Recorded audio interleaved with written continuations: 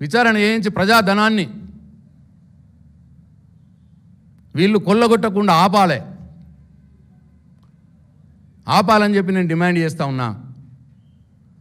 ఒకవేళ మీరు మిన్నకుంటే, మీరు మౌనంగా ఉంటే ఈ హ్యామ్ ప్రోగ్రాంలో జరుగుతున్నటువంటి అవినీతి 8,000 కోట్ల కుంభకోణం దీన్ని మీరు ఆపకపోతే బండి సంజయ్ గారు, కిషన్ రెడ్డి గారు మీరు కూడా రేవంత్ రెడ్డి ప్రభుత్వంతో కుమ్ముక్కైనట్టుగానే ప్రజలు భావిస్తారు అని చెప్పి నేను మీకు సూచన చేస్తూ మరొక్కసారి అధికారులకు, ఇంజనీర్లకు, ఈ హ్యామ్లో పాల్గొనబోయే బడా కాంట్రాక్టర్లకు నేను విజ్ఞప్తి చేస్తూ ఉన్నా, ఈ కుంభకోణంలో మీరు భాగస్వాములు కాకండి అని చెప్పి, అట్లనే ఈ రాష్ట్ర ప్రభుత్వాన్ని డిమాండ్ చేస్తూ ఉన్నా, ఈ అవినీతిమయమైనటువంటి ఈ టెండర్లను వెంటనే క్యాన్సిల్ చేయాలని చెప్పి డిమాండ్ చేస్తూ సెలవు తీసుకుంటున్నా. జై తెలంగాణ, జై కేసీఆర్.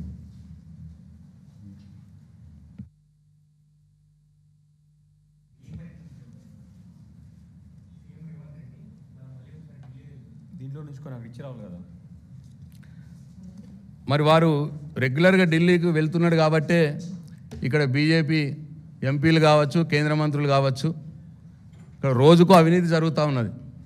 ఇప్పుడు ఈ వారం 10 రోజుల నుంచి ఒక్క బీజేపీ ఎంపీ అయినా, కేంద్ర మంత్రి అయినా దాని మీద మాట్లాడుతున్నారా? ఒక్కళ్ళన్నా కానీ. నేను ఇంతకుముందు చెప్పినట్టు ఆ టెండర్ల విషయంలో, మంత్రుల గొడవ మీద కానీ, మందు సీసాల మీద లేబుల్ల విషయంలో, లేబుల్ల ఆ కాంట్రాక్ట్ విషయంలో కానీ, గన్నులు పెట్టి ఇండస్ట్రియలిస్ట్ని బెదిరించి వసూలు చేసే విషయంలో కానీ, ఐఏఎస్ ఆఫీసర్ని బలి చేసి ఆయన రాజీనామా, వాలంటరీ రిటైర్మెంట్ తీసుకునే స్థాయికి పోవటం విషయంలో కానీ ఒక్క బీజేపీ ఎంపీ అయినా, కేంద్ర మంత్రి అయినా మాట్లాడుతున్నారా అండి ప్రజాప్రభుత్వం మీద?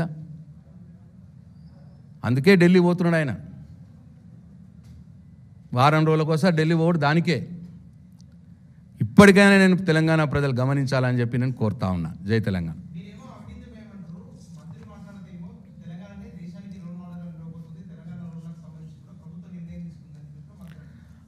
అదేనండి, తెలంగాణ దేశానికి రోడ్ మోడల్ దేంట్లో అంటే 1,75,00,000 రూపాయల ఖర్చుతో 1 కిలోమీటర్ పొడవు సింగిల్ లైన్ నుంచి డబుల్ లోన్ మార్చే పనిని వీళ్ళు 3,30,00,000 రూపాయలతోటి పెట్టిరు ఇప్పుడు హ్యామ్ ప్రోగ్రాంలో. అదే దేశానికి రోల్ మోడల్. చాలా. దాని తర్వాత మళ్ళా మెయింటెనెన్స్ పేరు మీద మళ్ళీ ఒక 2,60,00,000 రూపాయలు 1 కిలోమీటర్ ఖర్చు పెడతారట. మళ్ళీ దానికి 12% ఇంట్రెస్ట్ అదనం. ఇట్లా ఇది దేశానికి రోల్ మోడల్. అంచనా విలువ 8,000 కోట్లు, 85% అంచనా విలువని పెంచేసి దోచుకునే